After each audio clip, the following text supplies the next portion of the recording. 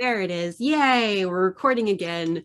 I am Beck. This is Sam with Pop Archives, and we're gonna try and do this multiple times because the last video was good. It was long. I get it. It was long, but we're gonna try and do this more regularly. And to do that, I'm going to start with a good friend of mine who I tried to initially talk about the first property we're going to talk about, Danganronpa, with on a podcast that quickly spiraled because of recording issues. But I have Becky Briggs back on the show. Becky, hello. Hi. How you doing? I'm good. Yeah. I owe it to you definitely to bring you back and actually talk about Danganronpa Trigger Happy Havoc. Yes. It's I think it was it's a video game that I think bonded over initially because we were both watching the Game Grumps compilations. Yes. And shout out to the Game Grumps, Aaron and Dan, for putting themselves through the process of going and playing the first Danganronpa. They are currently in the middle, or kind of getting into the end game of, I think, the second game. Those poor souls. Because but yeah, so we initially bonded over the use of an archives in Danganronpa. And from there, it's just been a lot of like Twitter conversations and other video games and other archives and whatnot. So Becky, let's start with some Danganronpa. Yes. Trigger Happy Chaos. Trigger Happy Havoc. I'm good at what I do. I remember things. So what do you remember about the game initially? Like what when you think about Danganronpa, the first game, like overall, what's your impression of it, if you have one? Well, I remember watching the Game Grumps Let's Play of it. And I usually have that on while I'm doing something else like crafting. Yeah. So probably I was crocheting something. But what struck me about it was it's essentially an interactive novel. Mm-hmm. With a murder mystery element attached to it. Yeah. So the plot of it was unusual. It's a Japanese high school, a private one, that a murderous robot bear has trapped at least 15 students within, and the only way for them to escape is to murder someone and then be found not guilty and released. They have to get away with it. It's like exactly. Yeah, because there's the murder mystery part. There's a trial component. There's a lot of repetition of information, to the point where you just really want to punch someone in the face because you're like, I don't know how you didn't understand what was just said to you. Right. I feel like in watching those episodes, and even when I was, wrote the initial article about it, it's just like I'm very much Aaron Hansen from Game Grumps in that, where it's just kind of like I'm losing my patience and my last good nerve. And I guess that's the nature of like adventure games, visual novel, point and click things. Even like dating simulators where you have to click on things and interact with them, and there's going to be repetition in what the characters say. And I think I read somewhere that the game company working on it couldn't afford to do voice acting, and they wish they had. And I think that would have eliminated a lot of the frustration of characters saying the same thing over and over again. Yeah, that's interesting. Like in terms of just like this initial game, like the idea they had for it, they were like they regretted not doing more voice acting. Yeah, I think that was what I had read. Yeah, that there's a little bit of voice acting, but the whole thing is not voiced. But that led to Dan and Aaron having to do the voice work for each of the Let's Plays, so that was very entertaining. I think that really it's such a weird balance of where you you want the game to go through, like you want the game to be played, obviously, but then having Dan and Aaron doing the voices and going on this journey, you're just like, okay, the entertainment part is coming from two places. And also watching them slowly unravel over time, how much they're processing and how much of the game it's like they're just trying to get through it at this point. Like it's like this weird, like, okay, we're in it and then we don't want to be in it and then we're in it again. Like you're going through like different stages of playing Danganronpa. Yep. Yeah. Still entertaining to watch. Even if you like, if you guys want to, anyone who's watching this wants to go back through the archive of the Danganronpa first game playthrough, absolutely worth your time. And yeah, the voices that they both come up with for a lot of the characters are ridiculously entertaining. I still say yeah. Yes. My husband and I do too. Like he walked in on me while I was crocheting and watching this Let's Play, and he got intrigued, and then we both started watching it together because it was just so entertaining. Yeah. So yeah, it's amazing how you can kind of get sucked into it, even if you're trying to resist, you're like, no, I must keep going. And Let's Plays, I mean, the beauty of Let's Plays, obviously, especially for because Becky, you're a gamer, for yes. the most part, you play a lot of video games, but I'm more of a casual gamer. It's not like that's not my way of unwinding or anything like that. But having these actual plays available to watch on like YouTube or whatever has been tremendously helpful for me, a person who can get very easily frustrated with a game, like emotionally invested to the point where I can throw controllers, if not, I mean, this is why I stopped gaming when I was like 14, because anger management issues really, they started rearing their ugly heads around that time.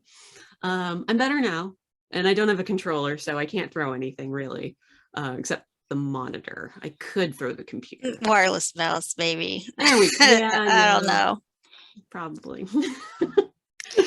But yeah, like especially with doing pop archives and writing about video games, like these Let's Plays have been so helpful. Also in discovering archives in video games that I never would have like found ever. Just knowing the types of things that I like, the types of games that I would maybe prefer to do. It's like, nope, never would have come across it if I didn't watch this. And it's also not only Game Grumps, but like Secret Sleepover Society. They do a lot of games. Barry Kramer, actually, he does a lot of games that have kind of like, oh, there's an archives there. Now I have to look up the game more and research. So shout out to all of them. Y'all should either go on their Twitch channels and watch them, or go on their, all of them have YouTube archives that you can check out, and I highly recommend all of them. Do you go to anyone else other than Game Grumps, Becky? I do watch speedrunning streams. The biggest one has been Games Done Quick, and I've discovered them through their annual or biannual speedrun marathons, where they do a week-long marathon of gaming, speedrunning, to raise money for charities. I believe their last one was in January, Awesome Games Done Quick, where they raised money for the Prevent Cancer Foundation. Cool. So their next one will be in June. So I watch those. They have weekly content where they focus on different aspects of speedrunning or gaming, different themes. And in that, it's spawned off where I follow like individual speedrunners or Let's Plays. I think this past weekend there was like a retro game-a-thon, retrothon, and I think it's still going, where they're just playing old video games really fast, and that's been interesting. And that's how I've discovered like references to libraries and archives as well, because life's too short. Might as well watch somebody play a game really fast. I agree. I very much agree with that. Especially like the glitchless runs where they're not like clipping through the wall and skipping half the game. So those are good sources for discovering games with library and archives references. Yeah, I know that eventually as the show like goes on, hopefully there are way more like video games I want to talk about with archives in them. Also ones that I need to still find like gameplay of or some kind of summary, because some of them it's like they mention it in passing, but then no one ever goes into that level and you're just kind of like, well, help me, the archivist, please. But aside from that, we're going to talk about with Danganronpa in the first game, which was released in 2010. So if you are going to go back and watch these videos in the YouTube archives or play the game yourself, it is a content warning for some very outdated ideas of gender and gender politics, as well as mental illness. It's very much rooted in a lot of misguided misinformation. So just to be warned about that. There is a transgender character that they misgender constantly throughout the game. So just a word of warning. The game is still worth, I think, either if you're going to play it or watch it, but just be warned that those things happen in there. And yes, yeah, it's only for the one chapter that it really is hit home a lot, but it'll come up again, throughout the game. So just to be warned.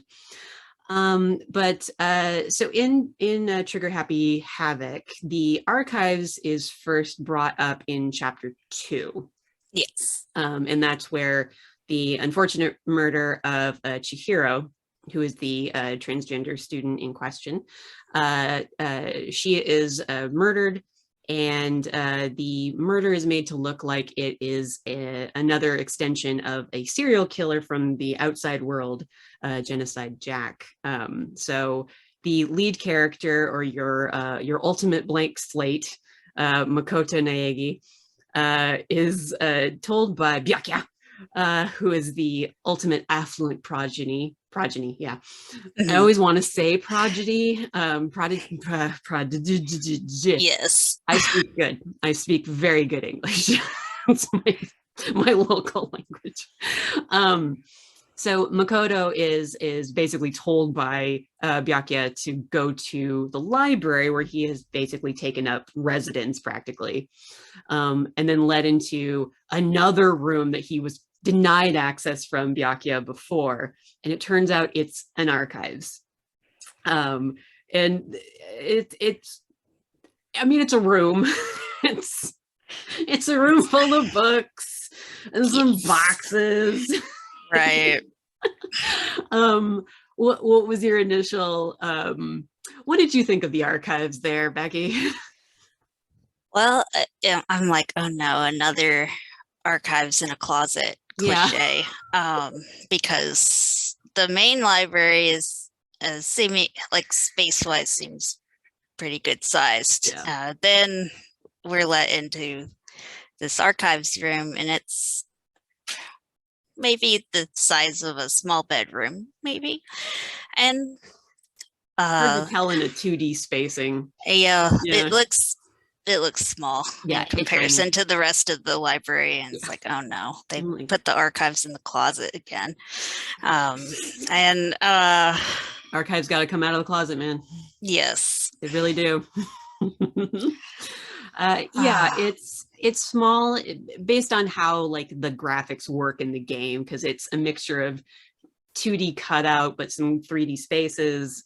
So it can make for like a very like nice dynamic gameplay. But yeah, based on how it looks, it's basically like 3 walls that might be the size of your average like children's bedroom. yes. But I guess depending on what circumstances you grew up under, your bedroom might have been very spacious. So good for you. But yeah, it has it's mostly books and boxes. And I think at one point Makoto even comments that it looks dusty. Yes. Just to really hammer it home how unused the space is. But it turns out to have like all the necessary information that they need to solve this particular case of Right. Genocide Jack, because Byakuya gives him basically a case file book that is like first of all, I'm getting ahead of myself. He reveals that the space itself, the archives, is part of is basically the archives of a secret organization who totally runs the world.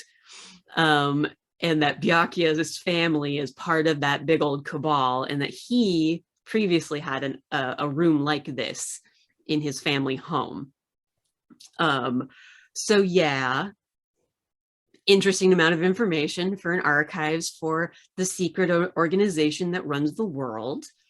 And they apparently have files on everything in this tiny, tiny little room. Within a school library, within a private high school. Yeah, I mean, why not? Like you do. I mean, it makes sense to me, Becky. I don't know why it doesn't make sense to you.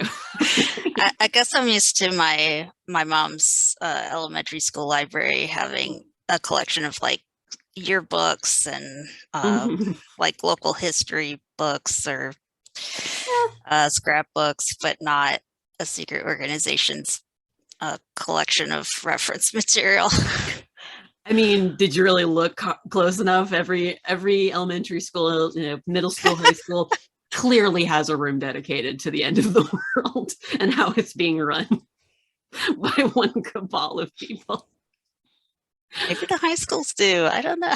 Yeah, I feel like it makes sense for high schools, definitely. The elementary school aspect is more like just getting started young, But yeah, so it's a tough pill to swallow in terms of narrative, given, again, a very small space, at least in depiction, with seemingly all the information, like especially like something very specific like a serial killer's case file. Like, okay, sure, I'll go with it. Why not? What am I gonna do? What am I gonna do with my time? So yeah, it ends up that this particular case file documenting all of the previous victims of Genocide Jack helps Makoto realize who is and isn't the killer. And then some other stuff happens with the aforementioned mental illness stuff. And again, content warning and trigger warnings, just in case. Want to be very clear on that. Do not do this because I told you to. I did not. I warned you. So yeah, it's kind of a big deal. It's not made a big deal of because no one else in the game ever uses the archives. In chapter 2, there's a fairly large amount of students. You start off with about 16. By chapter 2, I mean, you've really only lost about what 2. Right. Yeah. Yes. Killer. Yeah. So you've still got a fair amount of people, but no one else finds the library as fascinating as Byakuya. And no one else wants to use it ever, except when Makoto requires it. Yes. And then I think either you told me, like, I think because this was a while ago, so my memory might be off, but I think you were the one who saw the Game Grumps episode where they went back into the archives. Yes. And then we're like, Sam, they go back into the archives.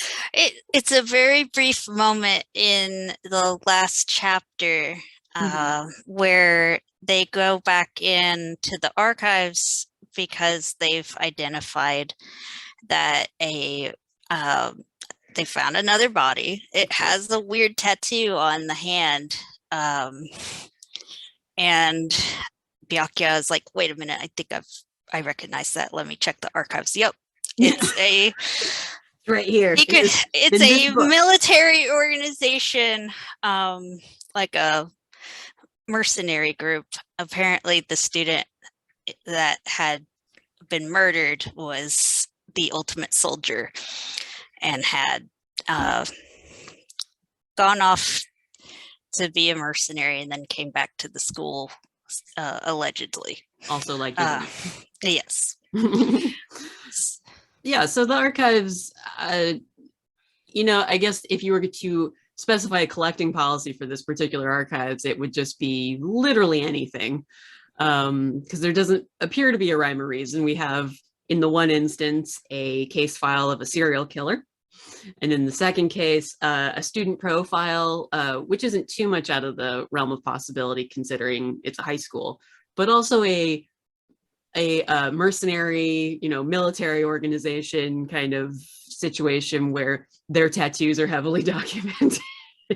Yes, and their activities in the Middle East and Yeah. whatnot. So it's like, okay. Yeah, I kind of want to be in the room with the Cabal's meetings where they're just like, one of them is probably in charge of gathering information and records and everything. They're just like, I don't know why you're collecting these things. And they're just like, I feel like it might be important, maybe. There's just, it's just what's convenient to the plot, basically. Yes, the archives ultimately serves as plot exposition. Yeah. To give background information that would be either useful in the investigation or turns out to be a red herring. Yeah. Yeah, so I mean, it's not the worst use of an archives. I mean, really, like, because video games, this is kind of something I've been like working through in my head whenever I'm talking about video games and archives, because like the archives is actually kind of more of an essential function of most video games. You need to be able to like collect stuff and information over the course of a game, and you can utilize it however you need to, depending on the game you're playing. But that archives are kind of far more built into a lot of video games than I think people even realize sometimes. Yes. Yeah. So in this case, it's more, when you actually have a physical space that is an archives and an actual depiction of it instead of like a user interface or anything like that. Right.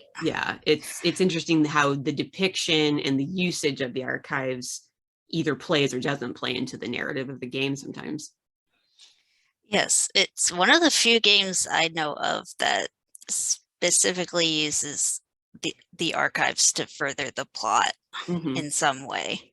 Yeah, it's like it may not make sense, but that's Danganronpa for you. So yes, it's very outrageous. Yeah, it's truly a game where you just kind of have to shrug and go with it, or else you're just like blood's gonna splurt out of your brain at some point. Like it's not worth it to think about it for more than 5 seconds. Right.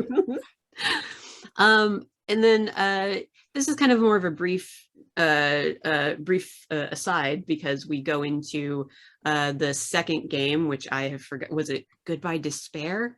I believe. Yes. Yeah. So game 2, Goodbye Despair, a few years after, in terms of release date, after Trigger Happy Chaos. Havoc, why?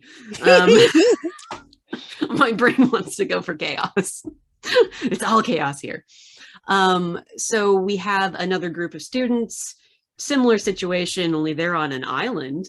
And instead of just Monokuma the bear who was torturing the children of the first game, we have Monokuma and Minomi, or Usagi, or was it Usagi or Usani, something like that.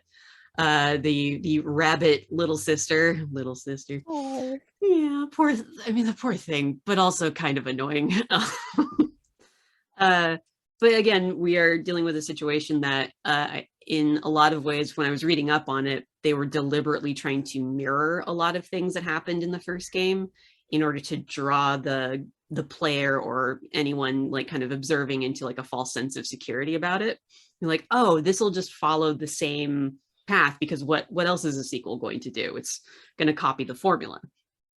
And in some cases it does, in other cases it kind of like turns it on its head. But it's in, oh God, you think I would have a better memory for this. It's in the second to last chapter, I think chapter 4. Yeah, we'll just go with chapter 4. But the students who are blank slate for this round of murder is Hajime. There we go. God, my memory is on point today. Hajime is our Makoto equivalent, and him and this other cavalcade of characters are lured into a fun house that is anything but fun. Oh, geez. Yeah. This one in particular, I think watching the gameplay with the Game Grumps, I feel like this was the one where it was really getting to them, because there was a whole sequence where they were really trying to hammer home the space between of the fun house, in terms of there is a strawberry house and a grape house, and they spend like almost 2 episodes in this kind of state where all the characters are trying to determine where is grape house in comparison to strawberry house, because eventually that becomes like a thing for determining who killed who in that chapter. It's stressful to watch because you're on kind of the same wavelength with the Game Grumps, because you're just kind of like, all right, stop. I don't care anymore. I ceased to care. Like, jeez. Yeah, it's a rough episode or two. But beyond that, in the Strawberry Tower, they make mention of the Monokuma archives, which pinged the old red alert there. And unfortunately, they don't go in there really. It's mentioned. I mean, thus far, I mean, they haven't finished the game yet. It could come up again, but we're in kind of the final stages, like end game chapter almost. So if they go back to it, that would be cool, just to maybe get a more interior look. But I actually had to look it up online just to see what it looked like, because I think they do like a brief flash on the screen. And when I say Monokuma archive, I mean it is all about Monokuma. So it was just statues of him and like little pillars with, like plaques and photos and all kinds of like just Monokuma memorabilia, basically, which makes it actually a much better organized and functioning archive than the one in the high school. Quite great. Sounds like it. Yeah, it's got a focus. It knows exactly what it's collecting. It's all Monokuma based. So when you go in, you know what you're getting. Museum of Monokuma. I haven't started watching the Goodbye Despair playthrough yet, but I guess in curiosity, I had like read Wikipedia about it. Like, there are more games in this series. Yeah. Like, how can you do that? Easily. Apparently. Yeah. Who knows? There might be more archives in the other games that the Game Grumps will find for us, and then yeah, so it's a real brief scenario. It doesn't even really factor into that particular chapter at all. They just mention it and then we move on with our lives. So there's that. Fun times for us. So that's pretty much Danganronpa in terms of how it relates back to archives. And I don't know, is there anything else that we didn't really mention that you would want to bring up about Trigger Happy Havoc or anything like that? I don't think so. I think they had like student files in the headmaster's room, but I'm not 100% certain. Yeah, probably. Yeah, I think they were like burned or something like that. Yes. Yeah, it was the whole thing. It's negligible. I think it works with the with the tattoo stuff. Like, it was like just giving us more information on the Ultimate Soldier. Yes. Yeah. So still important in terms of actual record keeping, but ultimately doesn't help us in the long run with the game. Right. Yeah. Yay, archives. So when you and I were talking previously, I had mentioned that if there was another game you maybe wanted to talk about, we could do that, because I don't want this these episodes to be like ridiculously long, nor do I want them to be like so short that there's no point to them. But you had mentioned a game called Scarlet Hollow. Yes. When I was thinking of other games that have archives or libraries, one of the most recent games I've played is Scarlet Hollow. It is an episodic interactive novel with role-playing features in it. It is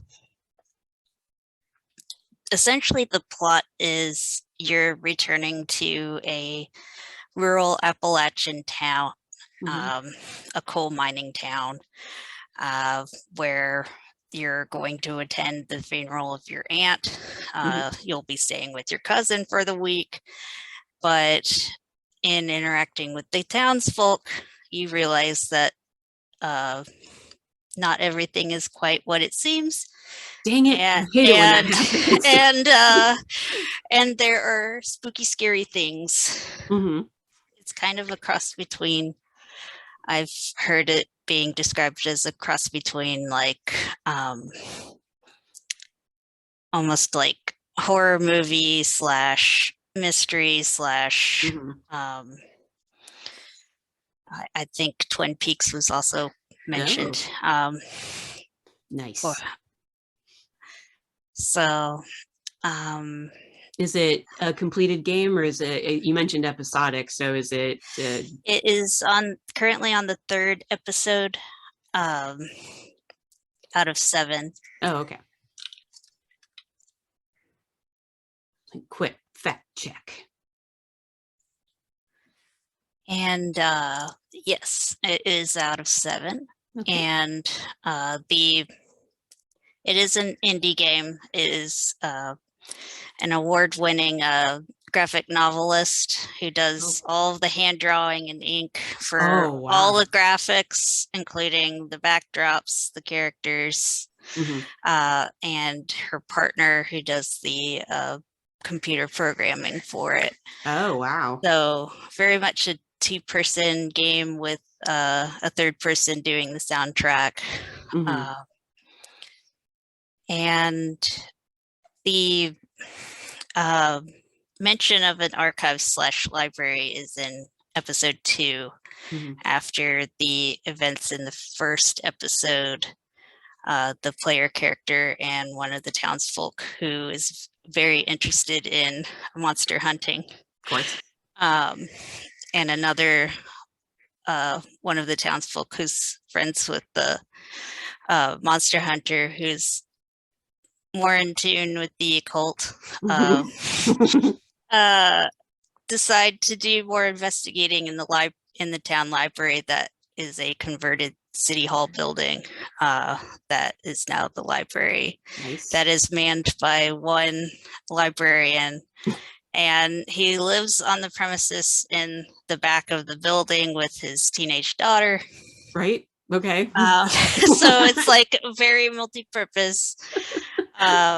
But they're like, painting okay, a gorgeous picture here. Yes. Converted old building where they're putting books anywhere they can, and so the 3 characters set up to do research.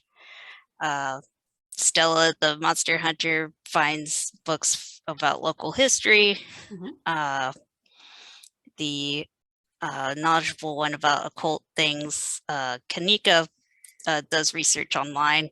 They make a comment about vouching sources, like you can find unreputable stuff online as well, and the quip is that's why we do cross referencing. Thank God. So Stella finds the local history books about the area, and that is the player character's gateway to learning more about the town, about his or her family's history, about the cryptids that could possibly be living in the woods, in the mines, in other areas of the town. And the only like nitpicky archivist, like no food around the local history books, but otherwise, it was in another instance where the library and archives furthers the plot of the story by having the main characters go to the library to investigate more about what they may have seen in the woods the previous night, learn more about the town that hadn't been revealed yet, and give more context for further events that occur in later in the episode and then in episode 3. And the third episode actually mostly takes place back in the library after hours, but I won't spoil what happens after that. But no spoilers. Not it's a different kind of research, I'll put it that way. Okay. Are they doing surgery? Tell me they're doing surgery on a cryptid. Oh gosh, I wish, but no. It's scarier than that. Oh no. So does the library then function as kind of like the go-to hub for like because this happens in like a lot of urban fantasy stories or television shows, like your Supernaturals, your Buffy the Vampire Slayers, Grimm, all that kind of stuff. There's always like that central place where it's like, I must get the information to justify the monster I must kill. Yes. Is that kind of what it ends up being? It does become that, and it also becomes the set piece for supernatural occurrences.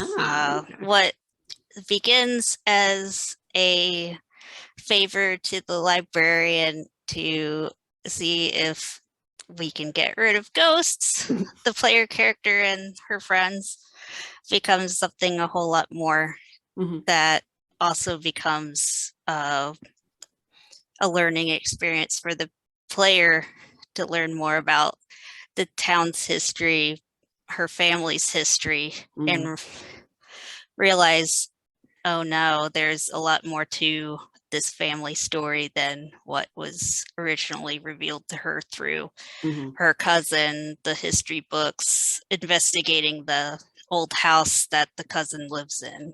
I might have to play this now. You've sold me on the concept. No, that's really cool. And it fits in with a lot of like where you see like libraries and archives kind of ending up in stories like this, where it's very much like the characters need to research, because if they don't research, then it's just like, well, then we don't know the stakes really, like other than the fact that, okay, ghosts could be bad. I mean, depending, it's not like it's Casper. You want to assume maybe a friendly ghost, but more often than not so much. Or like if you don't know what a werewolf is for some reason, you might have to look it up in a library book. But no, that's really cool that it's like making use of the library / archives kind of situation to further the story along, instead of it just being kind of a, okay, you have to do this one particular mission for the library, and then we move on to a different set piece, and then we just go from there. It's not a one and done. It's a consistent environment that you have to go to. That's very cool. Well, okay, everyone go out there and get Scarlet Hollow, and then tell Becky how much you love it, because she recommended it to you. And then if you're an archivist, also talk about that, because we enjoy it when people talk about archives and pop culture here. Yes. Leave it in the comments. If you've played it, if you want to play it, things like that. Also, any comments on Danganronpa that you might have come across in the course of playing or watching the games. Again, trigger warnings. Yes, outdated stereotypes and not so great depictions about mental illness. So yeah. Not super awesome in 2022 or in a year, quite frankly. It, Yeah, it was developed in 2010, so I don't know why it even existed then. I So, don't know. It's yeah, developers are weird. We're just gonna go with that. Well, Becky, thank you for coming on the show and getting to actually talk about Danganronpa and yes. something that people will actually watch or and listen to. Always a pleasure, and I hope that you will come back on to talk about other video games or anything else that tickles your fancy. Yes, I look forward to coming back. Yay! And where can people find you online should they wish to? I am active on Twitter at sign Becker Cheese. Okay. Uh, And I'll include a link in the description as well for people. And I am at darling underscore Sammy, Sammy on Twitter, and you should go there, follow me if you want to, I guess. I don't know, whatever. And also visit the website Pop Archives, which is pop archives.com, and that's where I put all of the writings. A lot of episodes that are going to be forthcoming in terms of the YouTube channel will be talking about a lot of those articles because they're the most fresh in my head. But we'll be seeing what comes out. If you have a recommended property, it can be anything: movie, television, video game, TTRPG, any whatever you can think of that has like secret archives or archivist in it. Please let me know. I have a master list that I'm working on. That I work through, and I'm always looking to add stuff to it. I did that just the other night, so I never run out of material. But yeah, again, Becky, thank you for coming on. And yeah, bye, everybody.